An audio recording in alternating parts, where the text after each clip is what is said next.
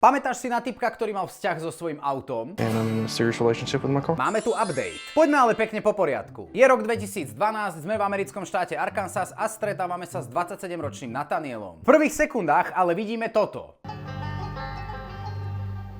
Dozvedáme sa teda, že Nathaniel má intimný vzťah so svojím autom Chase. Všetko sa to vraj začalo už keď bol tínedžer a začal zbierať zmenšené modely aut. Tak Nathaniel, všetko najlepšie k narodeninám.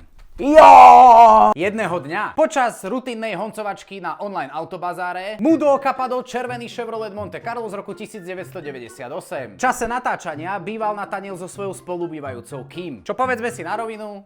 Radšej auto. Anyway, na rande berie Chasea na kopec, tam si spolu užívajú romantický výhľad a toto všetko večer vyvrcholí. Does that feel good? Viem, čo sa chceš spýtať. Ako môžu mať títo dvaja spolu sex? Podľa logiky by sme mali mať dve možnosti. Buď riadiaca páka smrdí od hovna, alebo má Nathaniel zašmudlaného vtáčika od výfukových plynov. Avšak je to inak. What we do the most often is I like to lean over his fender and across his hood and do little things like that and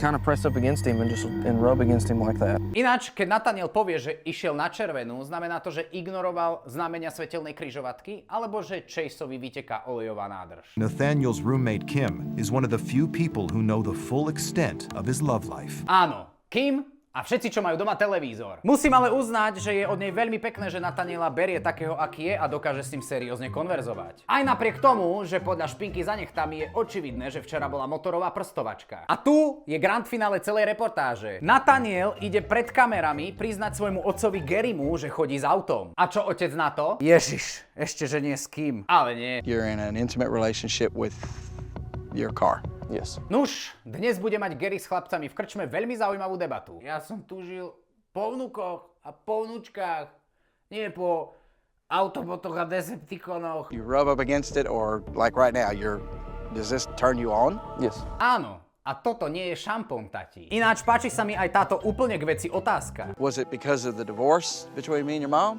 Hej, presne toto bude tá príčina. Nathaniel, s maminkou sa rozvádzame. Fajn. Od zajtra šukám autá. Stále si ale kladiem niekoľko otázok. Je rozprávka autá pre Nathaniela soft porno? Ak si Nathaniel prenajme iné auto, je to prostitúcia? Je možné, že na benzínke Nathaniel žiarli na tankovaciu pištoľ? Môže pri predaji na inzeráte tvrdiť, že na aute nebolo nikdy nič pojebané? To sa asi nedozvieme, ale dozvedeli sme sa, ako jeho príbeh pokročil o celých 10 rokov neskôr. A to si pozrieme v druhej časti, ktorá bude už o chvíľu na mojom profile.